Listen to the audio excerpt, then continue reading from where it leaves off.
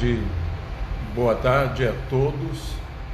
Bem-vindos a mais um debate-papo, aquela conversa entre amigos, sempre de temas relevantes e se falando de uma forma edificante.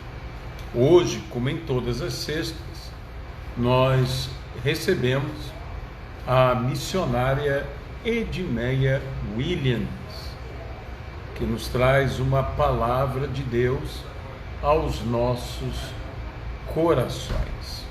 Então, estamos apenas esperando a missionária Edmeia Williams para que ela possa entrar. Sexta passada, ela começou uma série sobre a Epístola aos Gálatas e que deverá estar dando continuidade nesta sexta. Então, o propósito do debate-papo é justamente edificar as pessoas, abençoar, e vamos convidar a missionária Edmeia Williams para que ela possa trazer uma palavra a todos nós da parte de Deus. Estamos agora com só um pouquinho da sua paciência, que ela já vai estar entrando. Pronto, aí está. Tudo bem? Tudo bem, graças a Deus. Maravilha por aqui, viu, pastor? Maravilha. Eu Tá. O senhor que não gosta de peixe não sabe que eu estou no mar. Não, eu até gosto de peixe. Peraí, isso é uma injustiça que fazem comigo. É que o peixe que eu gosto são peixes um pouco custosos. Então, eu gosto de linguado, eu gosto de robalo. Peixe com o nome desse, robalo, já diz tudo, né? Como é caro. Aqui é o lugar certo. Só é chique. Maravilha esse lugar, viu, pastor? Lindo, lindo, lindo. É Meiaípe, é uma das praias daqui de Guarapari. Eu cheguei aqui ontem e preguei ontem à noite em Guarapari, na igreja presbiteriana, e o Curuca, o dono do hotel e do restaurante, Sim. Ele já é pastor, ele que constrói todas as igrejas daqui de perto. E ele tem, assim, esse coração totalmente missionário. Ele começou fazendo um culto, armando uma tenda aqui na praia, na frente, e chamando preletores. Toda noite pegava esse pessoal que fica aí na praia.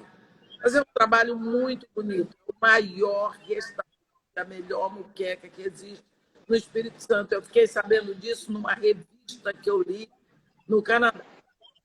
Que legal. Pastor, aqui é sabe o que é aquele lugar que a gente respira tranquilidade? Que lugar. Que bênção. Lindo, lindo, lindo. E é bom, ele bom. Faz um culto todos os dias com os funcionários. 8 horas da manhã ele reúne todo mundo, faz um culto. É uma oração, uma leitura, um hino, uma palavra. Abençoa todo mundo vai trabalhar.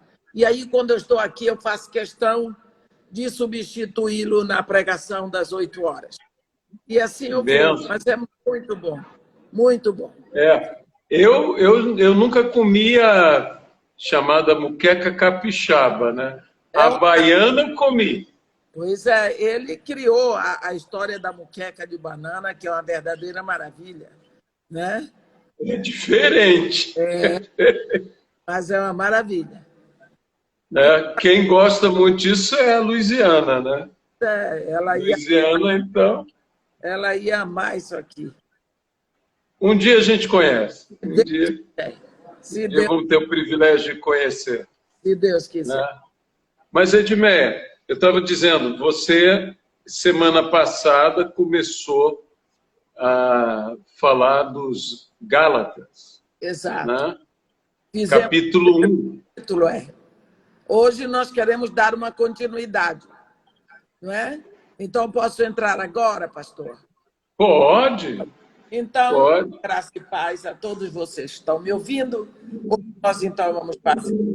Eu diria o seguinte, para você descer um pouco mais, porque tá às vezes, quando você se aproxima... Aí tá... Não. Aí foi demais. Agora, aí foi demais de novo. Sobe um pouquinho de nada. Aí tá bom. É que eu... Tá bom, já melhorou. Tá bom. Vamos ver agora o capítulo 2 da carta de Paulo aos Gálatas. E eu vou ler do versículo 1 ao 10º, onde está escrito assim: 14 anos depois, subi outra vez a Jerusalém com Barnabé, levando também a Tito. Subi em obediência a uma revelação e lhes expus o evangelho que prego entre os gentios, mas, em particular, aos que pareciam de maior influência, para, de algum modo, não correr ou ter corrido em vão. Contudo, nem mesmo Tito, que estava comigo, sendo grego, foi constrangido a circuncidar-se. E isso por causa dos falsos irmãos que se entenderam com o fim de explorar a nossa liberdade que temos a escravidão. Por uma hora submetemos para que a verdade do evangelho permanecesse entre vós. E quanto àqueles que pareciam ser de maior influência, quais tenham sido outrora, não me interessa, Deus não aceita a aparência do homem. Esses, digo, que me pareciam ser alguma coisa, nada me acrescentaram. Antes, pelo contrário, quando viram que o evangelho da incircuncisão me fora confiado, como a Pedro o da circuncisão, pois aquele que operou eficazmente em Pedro para o apostolado da circuncisão, também operou eficazmente em mim para com os gentios. E quando conheceram a graça que me foi dada, Tiago, Cefas e João, que eram reputados colunas, me estenderam a mim e a Barnabé a destra de comunhão, a fim de que nós fôssemos para os gentios e eles para a circuncisão, recomendando-nos somente que nos lembrássemos dos povos, o que também me esforcei por fazer. Paulo aqui mostra que ele queria guerrear pela liberdade. Primeiro, ele luta pela liberdade cristã no Concílio de Jerusalém. Nós vemos isso em Atos 15, de 1 a 35. Depois, numa reunião privada com Pedro, está escrito aqui em Gálatas 2, de 11 a 21, se Paulo não tivesse lutado, a igreja no primeiro século teria se tornado uma seita judaica, pregando uma mistura de lei com graça. Os participantes do Conselho de Jerusalém eram Paulo, Barnabé e Tito. Vamos falar um pouco sobre esses três participantes.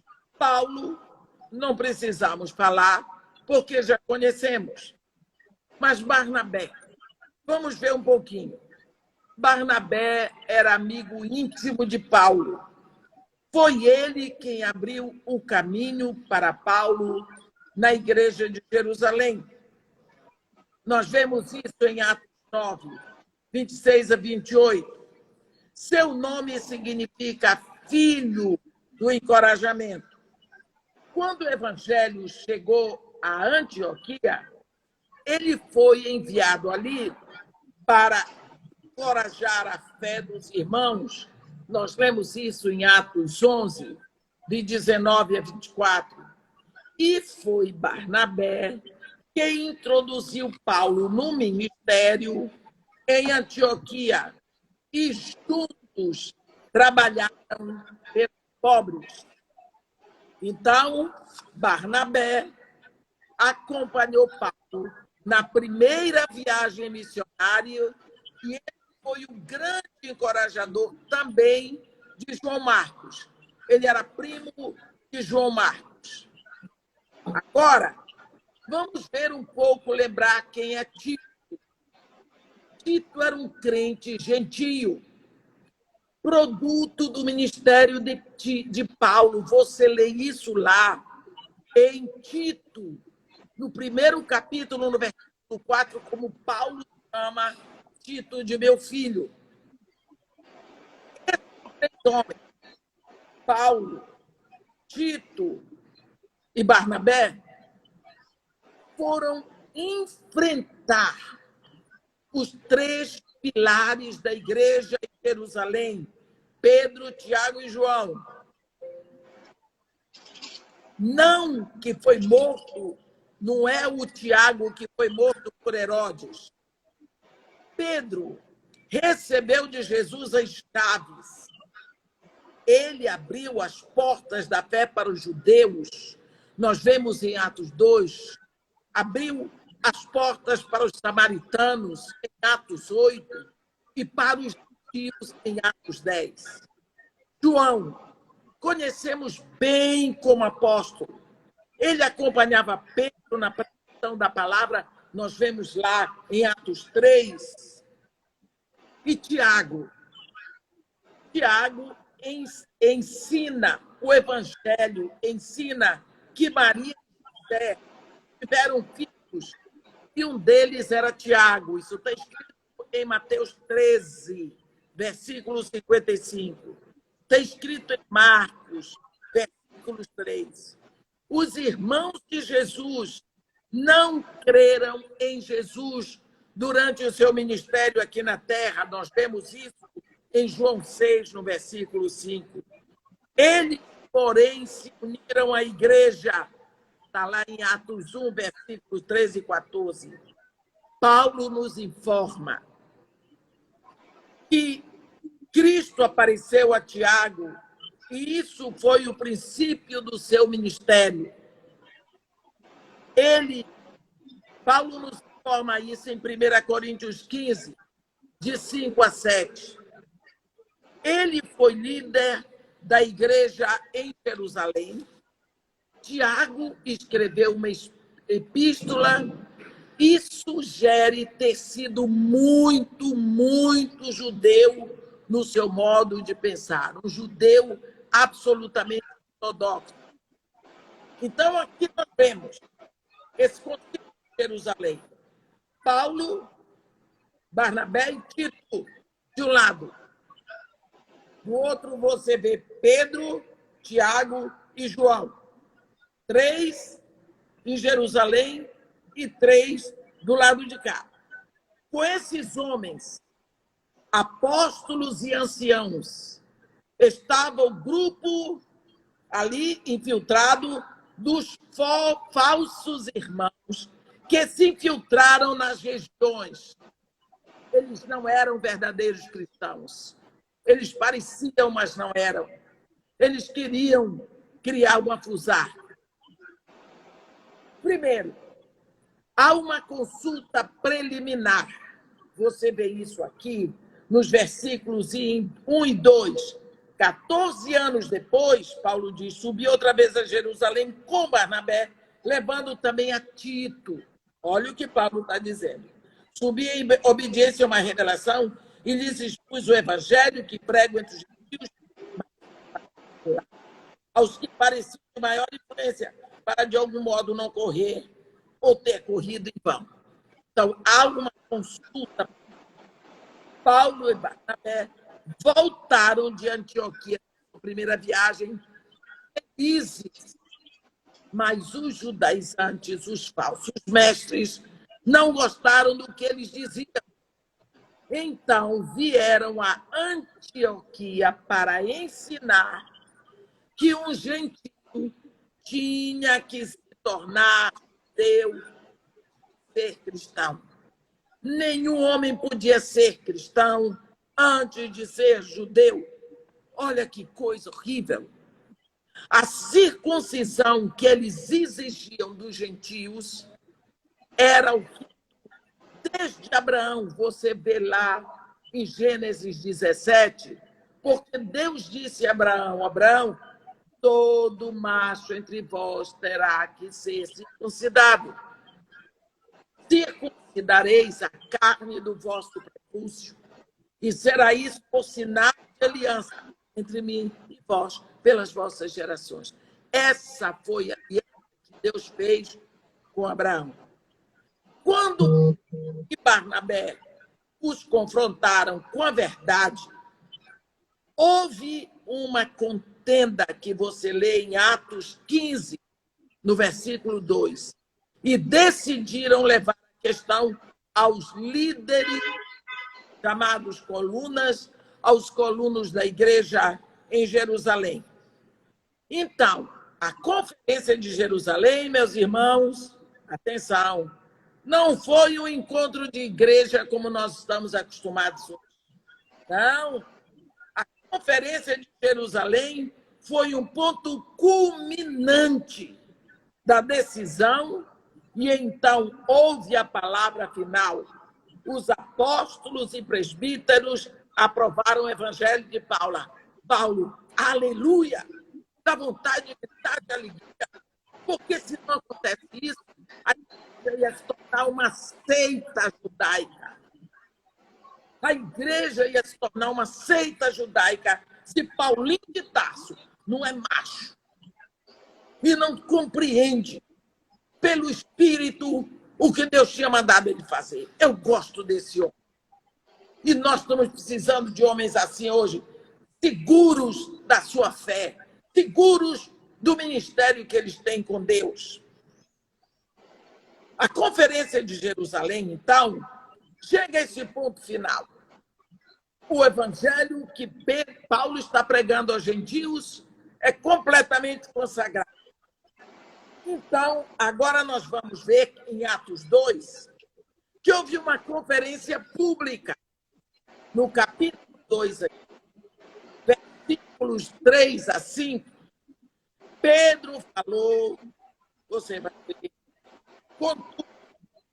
Pedro falou, contou sua experiência na casa de Cornélio e ficou claro que lá na cruz Jesus quebrou a barreira que separava judeus de gentios e que existe um só caminho para a salvação.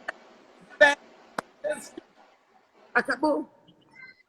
Nós precisamos lembrar do que Paulo ensinou lá na carta para os Efésios. Primeira separação entre Deus e o homem pelo pecado. O pecado separa o homem de Deus. Depois existe uma segunda separação do homem para o homem. Caim mata Abel.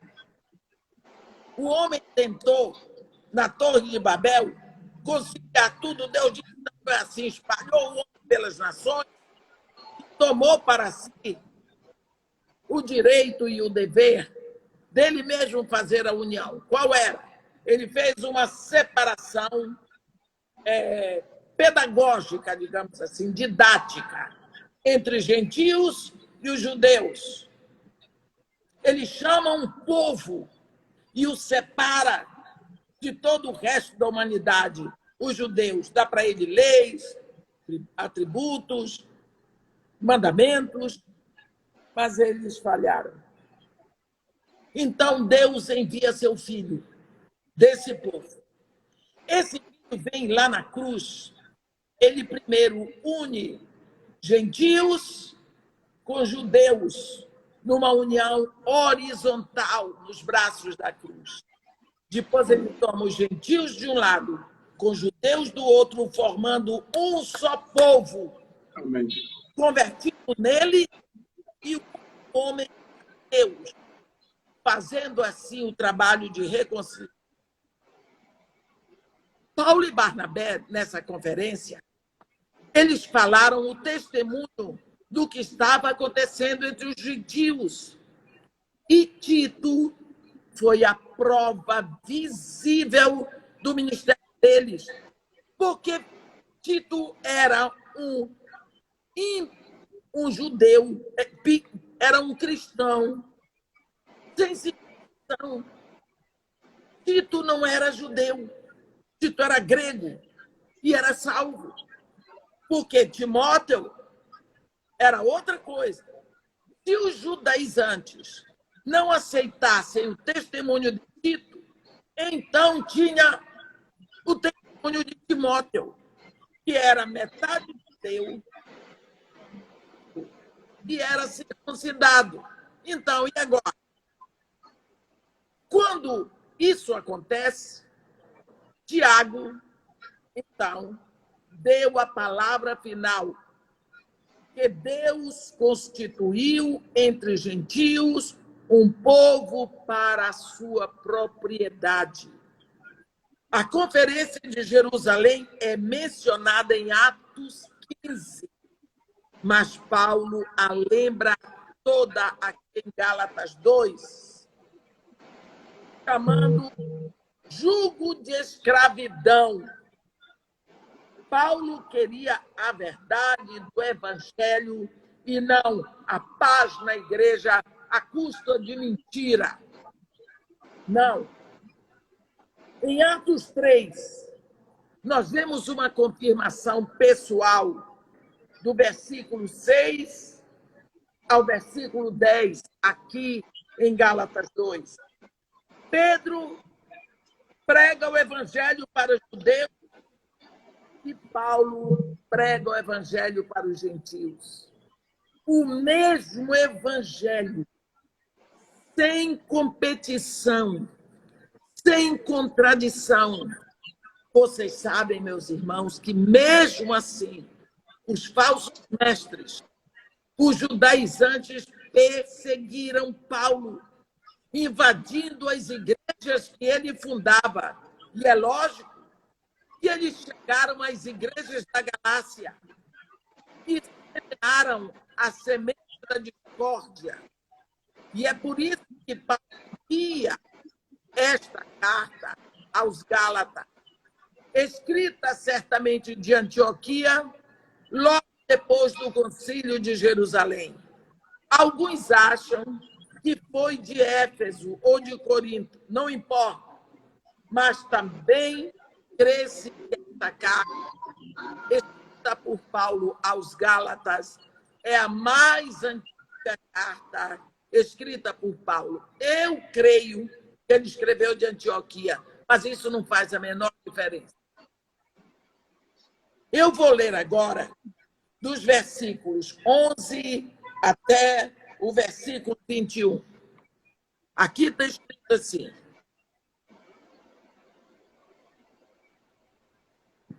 quando, porém, Cefas veio a Antioquia, resisti-lhe face a face, porque se tornara repreensível. Com efeito, antes de chegarem alguns da parte de Tiago, ele comia com os gentios. Quando, porém, chegaram, afastou-se e, por fim, veio a apartar-se, temendo a circuncisão. E também os demais judeus dissimularam com ele, a ponto de o próprio Barnabé ter se deixado levar pela dissimulação deles. Quando, porém, vi que não procediam corretamente, segundo a verdade do Evangelho, disse a Cefas na presença de todos: se, sendo tu judeu, vives como gentio e não como judeu, por que obrigas os gentios a viverem como judeu? Nós, judeus, por natureza, e não pecadores dentre os gentios, sabendo, contudo, que o homem não é justificado por obras da lei, e sim mediante a fé em Cristo Jesus,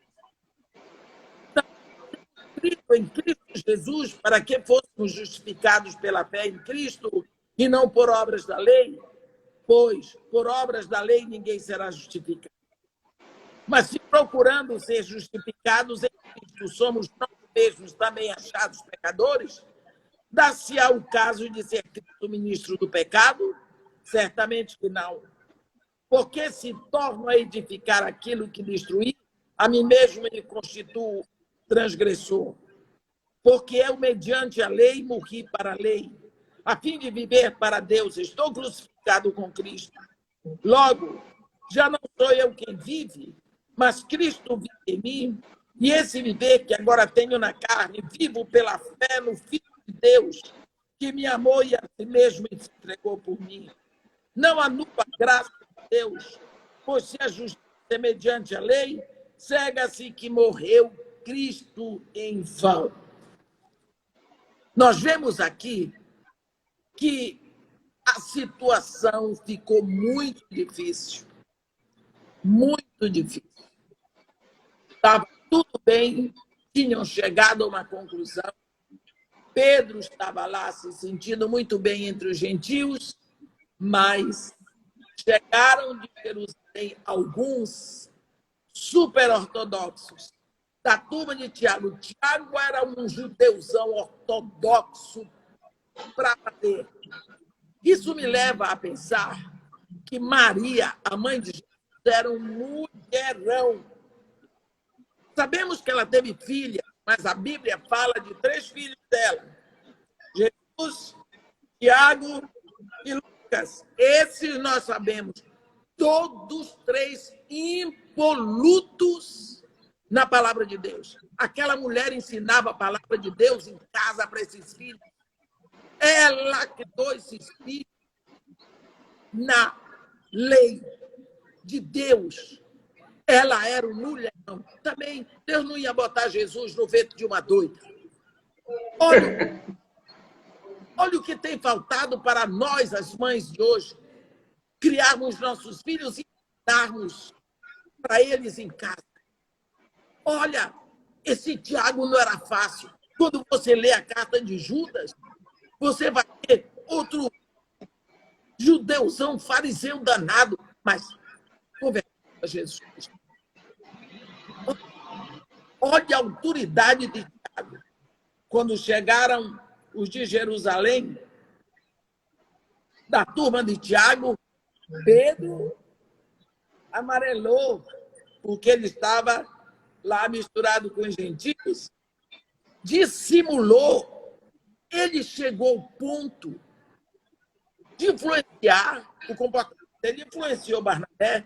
E olhe bem, Barnabé era a autoridade de Antioquia.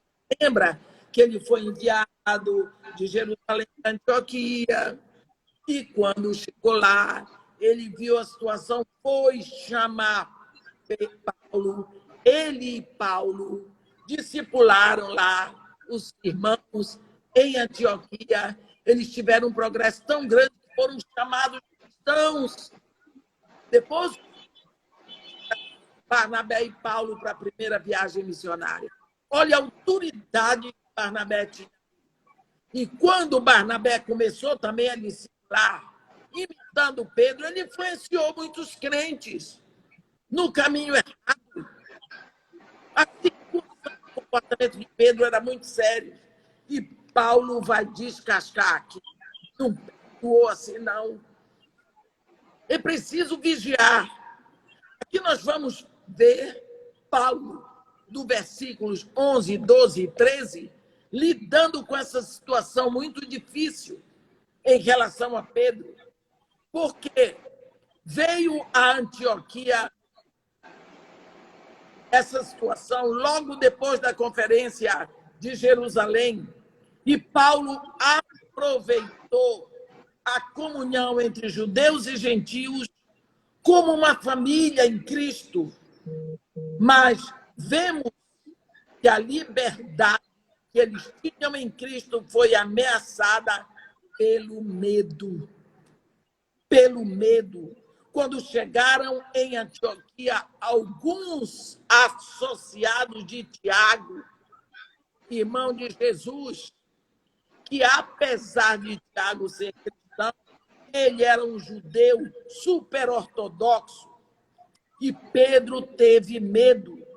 Pedro, como eu digo, amarelou, perdeu a coragem. Sabendo que Pedro era um homem impulsivo. Ele andou sobre as águas, indo para Jesus, mas ficou com medo e afundou. Mas Jesus o tirou de lá. Ele prometeu seguir Jesus até a morte. E depois negou Jesus 3 vezes. Na mesma noite que ele tentou defender Jesus, cortando a orelha dos soldados da guarda do sumo sacerdote. Agora, o seu medo é a sua queda. Ele parou de se alegrar na comunhão com os gentios. E aqui tem uma tragédia dupla. Você vai ver que a coisa é muito séria. Porque isso fez dele um hipócrita. Fez dele um hipócrita. E também Pedro desencaminhou outros pelo comportamento dele. Barnabé estava envolvido nisso até o pescoço. E sendo ele um dos líderes espirituais ali, o comportamento de Barnabé influenciou outro. A atitude de Pedro influencia Barnabé, que influencia outros crentes. Você vê que um abismo chama outro abismo, há um efeito dominó. E essa atitude de Pedro foi contra a verdade do Evangelho, e Paulo se levantou para lutar por isso. Paulinho era sério. E o Evangelho é sério. É simples, mas é sério. E aqui dos versículos 14 até o versículo 5, nós vamos ver a resposta de Paulo de Tarso à situação. Na resposta de Paulo, existem 5 doutrinas cristãs básicas que foram negadas pela atitude de Pedro quando se separou do gentios. Que coisa! Paulo responde trazendo 5 doutrinas básicas. Primeiro, a unidade da igreja, ele fala. No versículo 14, ele fala da unidade da igreja. Quando, porém, vi que não procediam corretamente segundo a verdade do Evangelho, disse na presença de todos: se sendo tu judeu, vives como gentil e não como judeu, porque obriga os gentios a viverem como judeu? Cadê a unidade? Pedro era judeu, porém, se tornou um cristão, sendo assim parte da igreja. Vemos que Jesus ensinou a Pedro a lição na casa de Cornélio. Ele teve a visão do lençol.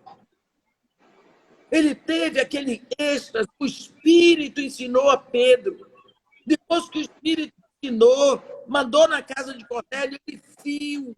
Pedro testemunhou o que aconteceu. O Espírito Santo falar, derramou sobre os gentios.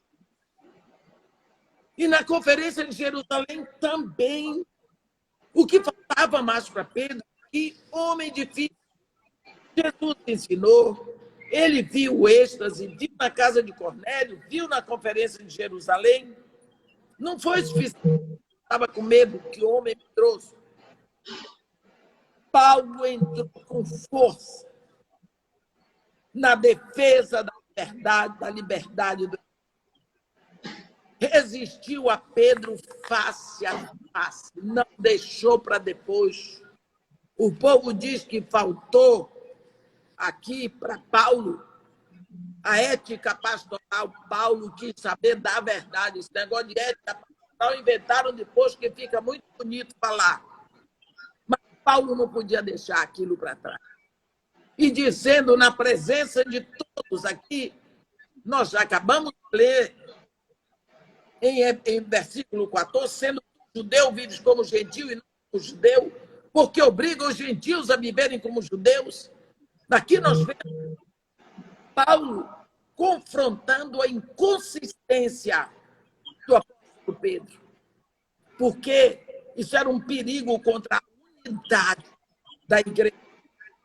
A outra doutrina que ele vai defender agora, nos versículos 15 e 16, é a justificação pela fé.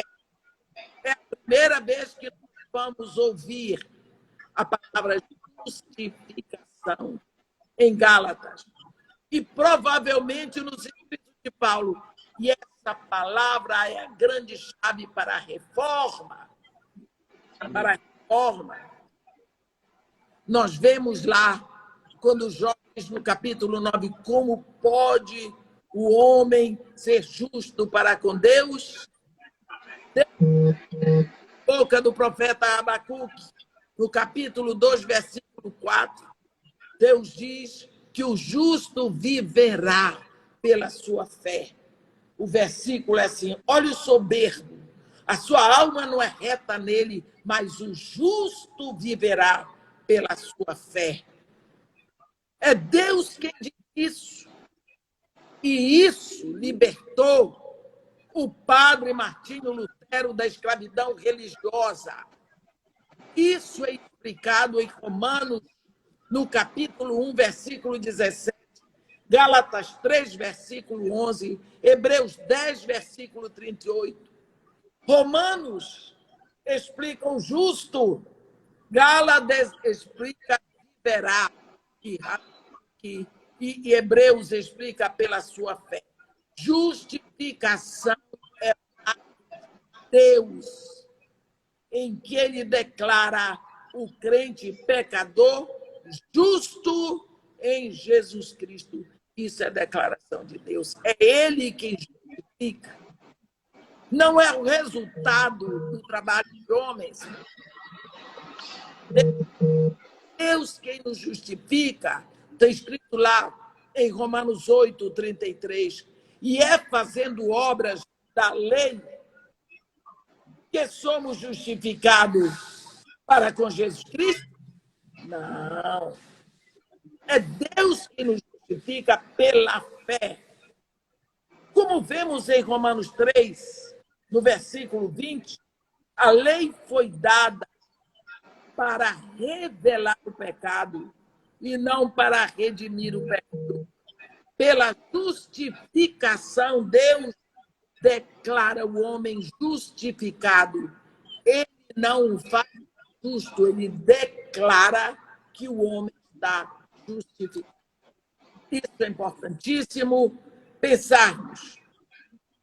O homem sem Cristo, ele é culpado. Mas quando foi a fé em Cristo, é declarado sem culpa. Porque Cristo leva a minha culpa. Justificação não é uma perfeição. Porque uma vez que Deus nos declara justos é para sempre. Deus justifica pecadores e não pessoas boas, o que na realidade bom não tem nenhum. Agora, nós vemos que na conferência de Jerusalém, Pedro comparou a lei de Moisés a jugo de escravidão. Pensa bem. Ele comparou. Agora ele se colocou sob esse jugo.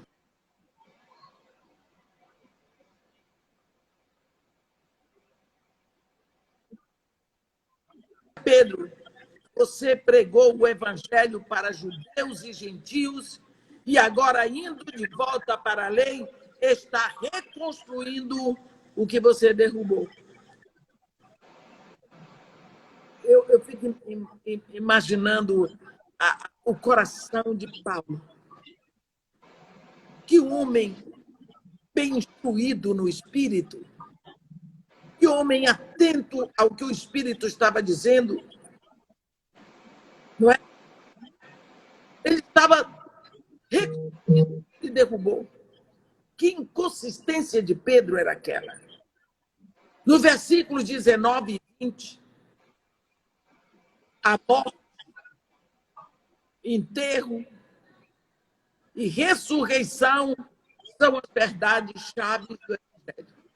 Morte, enterro, ressurreição. Somos salvos pela fé de que Cristo morreu por nós. Vivemos pela fé em Cristo. Significa que nós estamos mortos para a lei. Voltar para a lei é retornar para a sepultura. Que situação! E no versículo 21, Paulo vai falar da graça de Deus. Quando Pedro se separou da comunhão dos irmãos, ele negou a graça de Deus. Voltar para a lei é anular a cruz. Versículo 2 aqui, versículo 21. Não anulo a graça de Deus, pois se a justiça é mediante a lei, cega-se que morreu Cristo em vão. Quando Pedro se separou da comunhão dos irmãos, eu repito, ele negou a graça de Deus. Voltar para a lei é anular a cruz. Se a justificação veio pela lei, então Cristo morreu em vão. A lei diz, faça. A graça diz, está feito, tome posse. Acabou. A resposta do crente, a resposta de Pedro, quando ele foi desafiado a viver em verdade do Evangelho, foi medo e queda. O medo nos leva a cair. Mas a resposta do Paulo foi coragem e defesa. Qual é a minha resposta hoje? Qual é a minha resposta hoje? Qual deve ser o nosso posicionamento? Será que eu cheguei à conclusão que eu sou salvo pela graça de Deus mediante a fé? O único evangelho que salva é o evangelho da graça de Deus revelado em Cristo. Qualquer outro é falso, está sob maldição, é anátema. Como Paulo diz no capítulo 1, estou confiando em mim mesmo, na minha moral, na minha inteligência, nos meus atributos, nas minhas boas obras, na minha religião. Cristão crê no que Cristo fez e não no que ele faz. Estou crendo numa mistura de lei com graça. Será que eu posso fazer alguma coisa para melhorar o perdão que Deus já me deu? A lei significa que eu tenho que fazer alguma coisa para agradar a Deus, enquanto a graça me ensina que Deus terminou o trabalho por mim, está todo completo. Jesus Cristo grita lá na cruz, tudo está consumado. As boas obras são a expressão, são a decorrência da minha fé em Cristo. Estou me alegrando porque sou justificado pelo Jesus Cristo. Justificado significa como se eu nunca tivesse pecado. Puxa, estou andando na liberdade da graça. A liberdade não é apenas para fazermos, mas também para não fazermos. Não estamos mais na escravidão da lei e do pecado. Agora obedecemos porque amamos. Porque fazer a vontade da pessoa que amamos é um prazer. Quero defender a verdade do Evangelho. Isso não fez de mim um detetive de igrejas, mas me torna apto para encorajar a refutar negativas contra a vida eterna em Jesus Cristo. Amém.